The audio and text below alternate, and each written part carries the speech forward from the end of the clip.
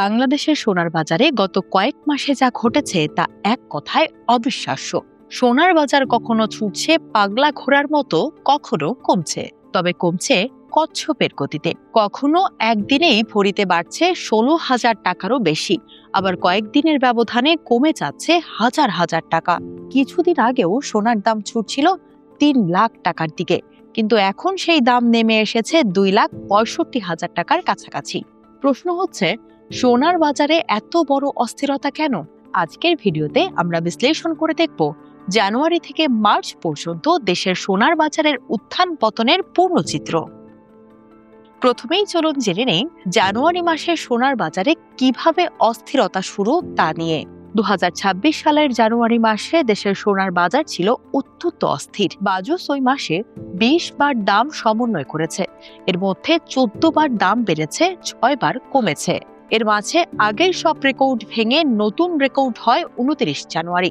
এদিন 22 ক্যারেট ভরি এক লাফে পৌঁছে যায় 2,86,000 টাকায়। দাম বেড়ে যায় 16,213 টাকা। ঠিক তার পর দিনই আবার দাম কমে।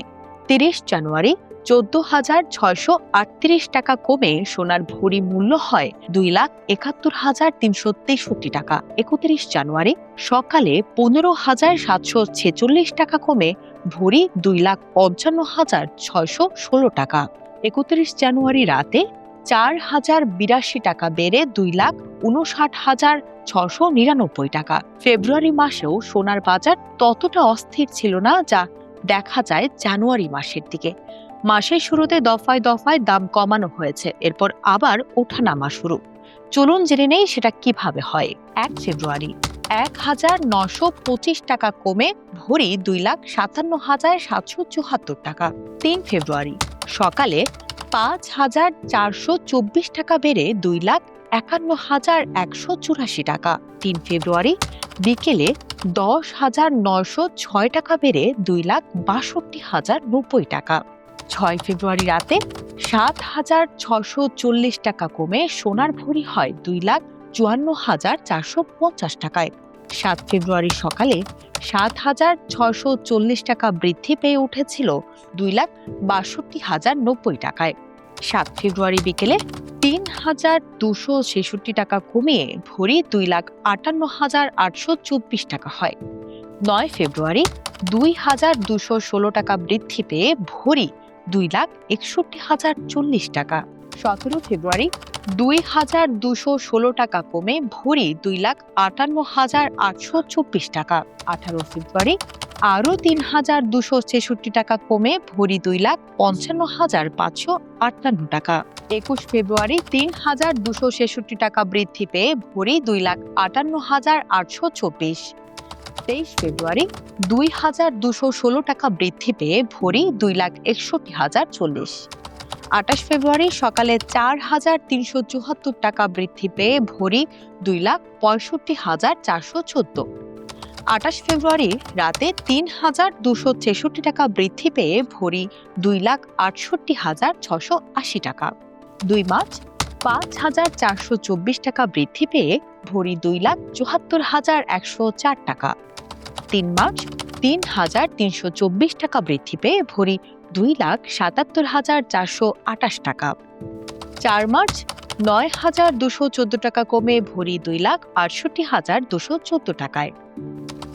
9 মার্চ 3,266 টাকা কমে ভরি 2,64,948 টাকা।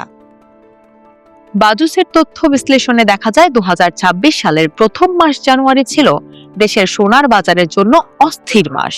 ওপরের পরিসংখ্যান বলছে 2026 সালের ফেব্রুয়ারি মাসে দাম সমন্বয় করা হয় 15 বার।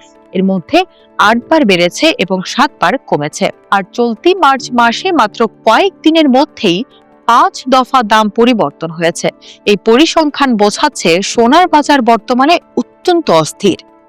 বিশেষজ্ঞদের মতে বাংলাদেশের সোনার বাজার মূলত আন্তর্জাতিক বাজারের উপর নির্ভরশীল। বিশ্ববাজারে সোনার দাম বাড়লে দেশের বাজারেও তার প্রভাব পড়ে।